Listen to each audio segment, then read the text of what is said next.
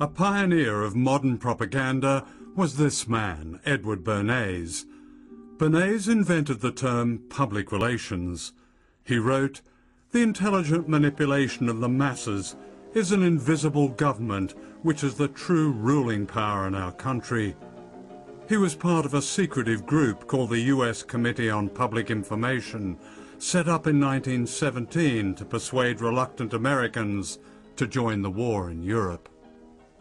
Edward Bernays and Walter Lippmann go to Woodrow Wilson and say, look, man, if you're going to enter into this war, we are going to need to sell this war to the American people. And so Wilson institutes and creates the first modern propaganda machinery.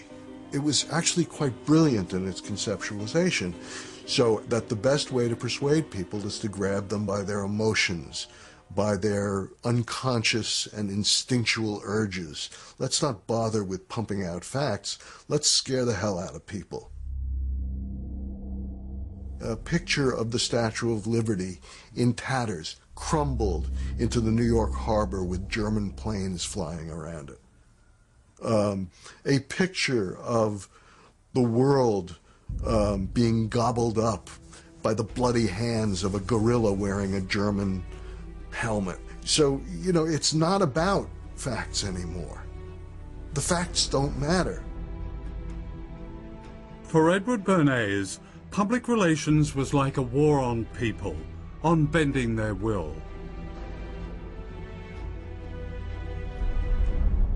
He persuaded women to smoke at a time when smoking in public was not considered ladylike.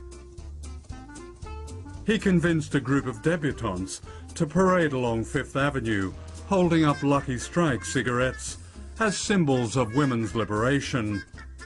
To his delight, the press called these torches of freedom.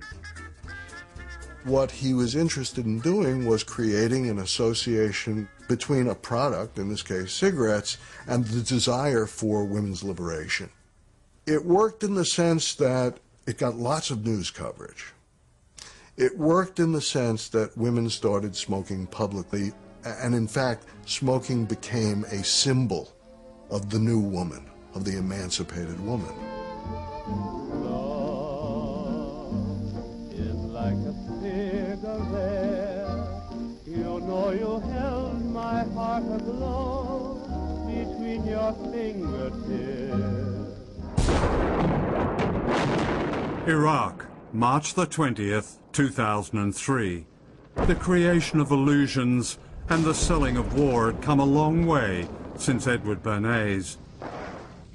The selling of this invasion depended on the news media to promote a series of illusions, like the link between Saddam Hussein and 9/11.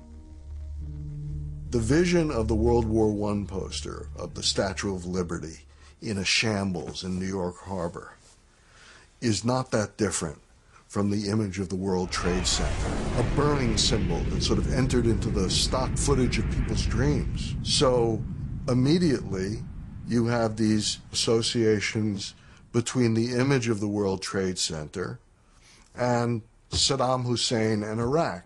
But Saddam Hussein had absolutely nothing to do with it. Saddam Hussein had nothing to do with it, but that didn't matter. Because when you start using symbols that have been separated from their meaning and have sort of taken on a life of their own, the facts don't matter.